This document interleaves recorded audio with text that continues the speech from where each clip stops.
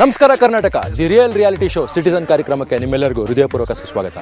ಇವತ್ತು ಬೆಳಗ್ಗೆ ನಾವು ನಮ್ಮ ಯೂತ್ಸ್ಗೆ ಲಿಕ್ವಿಡ್ ಗೋಲ್ಡ್ ಅಂತ ಒಂದು ಟಾಸ್ಕ್ ಕೊಟ್ಟಿದ್ವಿ. ಲಿಕ್ವಿಡ್ ಗೋಲ್ಡ್ ಅಂದರೆ ಇಂಧನ. ಇವತ್ತು ನಾವು ಗೋಲ್ಡ್ಗೆ ಏನಕ್ಕೆ ಅದನ್ನು ಮ್ಯಾಚ್ ಮಾಡ್ತಾ ಇದ್ದೀವಿ ಅಂದರೆ ಅದು ಗೋಲ್ಡ್ಗಿಂತ ಸ್ಪೇಷಸ್ ಆಗ್ಬಿಟ್ಟಿದೆ. ಇವತ್ತಿನ ಟಾಸ್ಕಲ್ಲಿ ನಾವು ಯಾತಕ್ಕೆ ಇದನ್ನು ಚೂಸ್ ಮಾಡಿದ್ವಿ ಅಂದರೆ ಈ ಕಮಾಡಿಟಿ ಡೈರೆಕ್ಟ್ಲಿ ನಮಗೆ ರಿಲೇಟ್ ಆಗ್ತಾ ಇದೆ.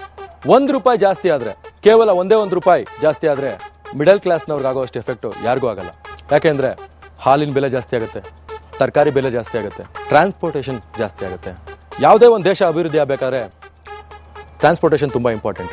ಇವತ್ತು ಲಿಕ್ವಿಡ್ ಗೋಲ್ಡ್ ಅಂತ ನಮ್ಮ ಟಾಸ್ಕಲ್ಲಿ ಏನಕ್ಕೆ ನಾವು ಇಷ್ಟು ಸ್ಟ್ರೆಸ್ ಮಾಡ್ತಾ ಇದ್ದೀವಿ ಅಂತ ಹೇಳಿದ್ರೆ, ಇವತ್ತು ಫ್ಯೂಯಲ್ ಯಾವ ಕಂಟ್ರಿಯಲ್ಲಿ ಇದೆಯೋ ಅದು ತುಂಬಾ ಪವರ್ಫುಲ್. ಒಬ್ಬ ಮನುಷ್ಯ ಅವನ ಆ್ಯನ್ಯುವಲ್ ಇನ್ಕಮ್ ಬಿಲೋ 40,000, 40,000ಕ್ಕಿಂತ ಕಡಿಮೆ ಇರೋವನಿಗೆ ತಿಂಗಳಿಗೆ ₹1,000 ಹೊರೆ ಆಗುತ್ತೆ, ಎಕ್ಸ್ಟ್ರಾ ಬರ್ಡನ್ ಆಗುತ್ತೆ. ಹೌದಾ ಅಲ್ವಾ? ಇದನ್ನ ತುಂಬೋರು ಯಾರು? ನೀವೇ, ನಾವೆಲ್ಲರೂ. ಇವತ್ತು ಇಡೀ ಇಂಡಿಯಾದಲ್ಲಿರುವಂಥ ಎಲ್ಲ ಸ್ಟೇಟ್ಸ್ಗಿಂತ highest tax paying state Karnataka. ಯಾವುದೇ ಸ್ಟೇಟ್ ಕೂಡ ₹73.21 1 ಲೀಟ್ರಿಗೆ ಕೊಡುವಂಥ ಯಾವುದೇ ಸ್ಟೇಟ್ ಇಲ್ಲ. ಈ ಹೊರೆ ಮೊದಲೇ ಹೊರ್ತಾ ಇದ್ದೀವಿ ನಾವು. ಅದರಲ್ಲಿ ಲಾಸ್ಟ್ 6 ಮಂತ್ಸಿಂದ 4 ಸತಿ ಹೈಕ್ ಆಗಿದೆ. ಮೊನ್ನೆ ಕಾಟಾಚಾರಕ್ಕೆ ಮಾತ್ರ ಇಳಿಸಿದ್ದಾರೆ. ಸೊ ನಾವು ಹೇಳೋದು, ನೀವು 12 ಜನಕ್ಕೆ ಹೋಗಿ ಫೈಟ್ ಮಾಡಿ ಅಂತಲ್ಲ, ರೇಟ್ ಕಡಿಮೆ ಮಾಡಿ ಅಂತ.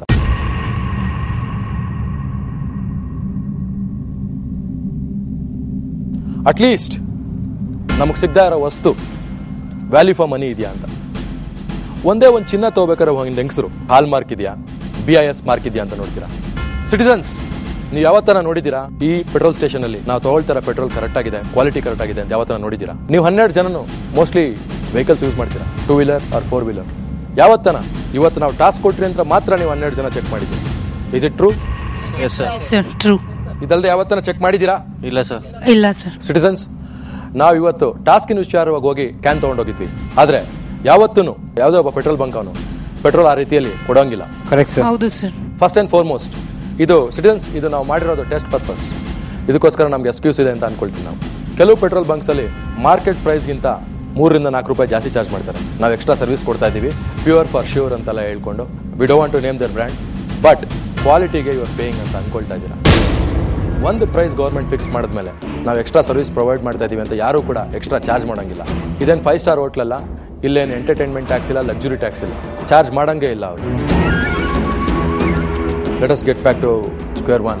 ನಮ್ಮ ಟಾಸ್ಕ್ ನೀವು ಹೇಗೆ ನಿಭಾಯಿಸಿದ್ದೀರಾ ಈ ಟಾಸ್ಕ್ನ, ಅದ್ರ ಬಗ್ಗೆ ನಿಮಗೆ ಯಾವ ಥರ ನಾಲೆಡ್ಜ್ ಇತ್ತು, ಅದರ ಬೇಸಿಕ್ ವ್ಯಾಲ್ಯೂಸ್ ನಿಮ್ಗೆ ಹೇಗೆ ಗೊತ್ತಿತ್ತು? ಫಸ್ಟ್ ಇಟ್ಸ್ ಕೀರ್ತನ. ಒಂದು ಪಾಯಿಂಟ್ ಕಡಿಮೆ ಹಾಕಿದ್ರು ಸರ್, ಅದಕ್ಕೆ ನಾನು ಕೇಳಿದೆ, 1 ಪಾಯಿಂಟ್ ಕಡಿಮೆ ಯಾಕೆ ಆಗ್ತಾ ಇದ್ದೀರಾ ಅಂತ ಕೇಳೋದಕ್ಕೆ ಅವ್ರು ಬಂದ್ಬಿಟ್ಟು ಇಲ್ಲ ಅಷ್ಟೇ ಬರೋದು ಅಂದರು.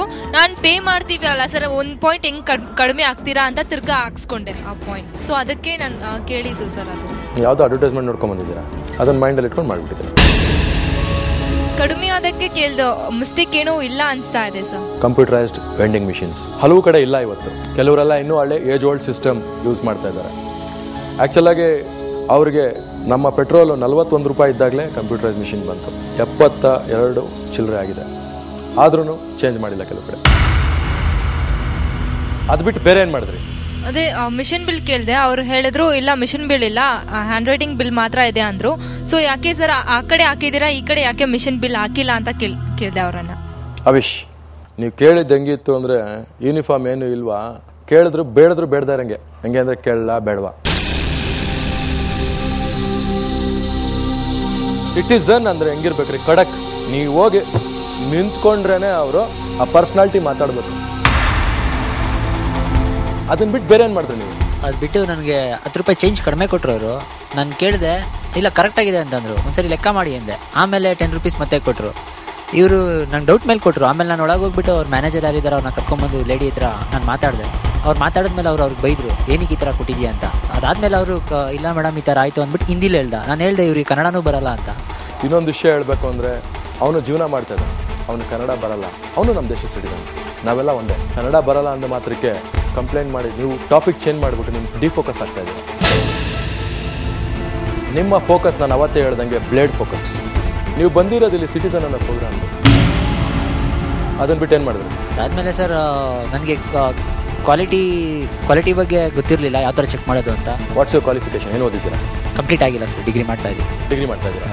ಇವತ್ತಿನ ಜನ್ರೇಷನ್ ಮ್ಯಾಕ್ಸಿಮಮ್ 4th ಸ್ಟ್ಯಾಂಡರ್ಡ್ ಮಗುಗೆ ಒಂದು ಕ್ಯಾನ್ ಕೊಟ್ಬಿಟ್ಟು ಪೆಟ್ರೋಲ್ ಹಾಕ್ಸ್ಕೊಂಬಪ್ಪ ಅಂದ್ರೆ ಹಾಕ್ಸ್ಕೊಂಬರಲ್ವಾ?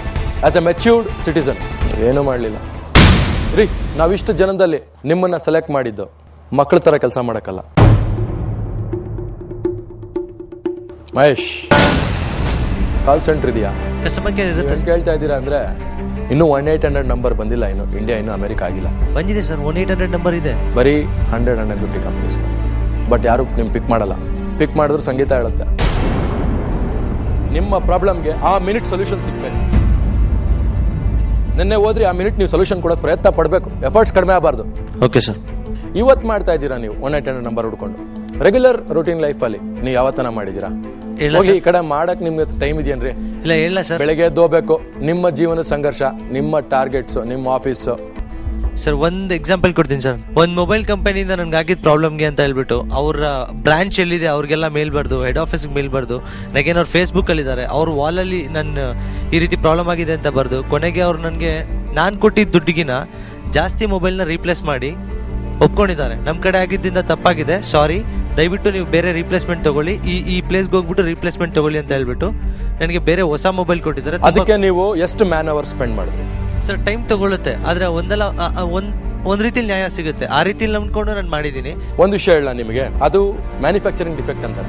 Petrol is not A manufacturing defect, ಅದು ಡೀಲರ್ಸ್ ಮಿಸ್ಟೇಕ್. ಯಾವ ದೊಡ್ಡ ಆಯಿಲ್ ಕಾರ್ಪೊರೇಷನ್ಸ್ ಇದೆಯೋ ಓಕೆ, ಅಲ್ಲಿಂದ ಕರೆಕ್ಟಾಗೇ ಬರ್ತಾ ಇದೆ. ಈ ಡೀಲರ್ಸ್, ಕೆಲವು ಡೀಲರ್ಸ್, ನಾಟ್ ಎವ್ರಿಬಡಿ, ಕೆಲವರಂತೂ ತುಂಬಾನೇ ಎಥಿಕಲ್ ಇದ್ದಾರೆ.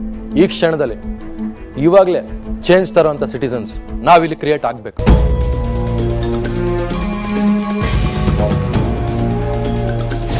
ಇವತ್ತಿನ ಪರ್ಫಾರ್ಮೆನ್ಸ್ ಮಾತ್ರ ನನಗೆ ಭಾಳನೇ ಬೇಜಾರಾಗಿದೆ. ಈ ಕುದುರೆಗೆ ಲಾಳ ಆಗ್ತಾರೆ ಗೊತ್ತಾ, ಆ ಥರ ಆಗ್ಬಿಟ್ಟಿದ್ದೀರಾ ನೀವು. ಒಂದೇ ಡೈರೆಕ್ಷನಲ್ಲಿ ಥಿಂಕ್ ಮಾಡ್ತಾ ಇದ್ದೀರಾ. ಇವತ್ತಿನ ವಿನ್ನರ್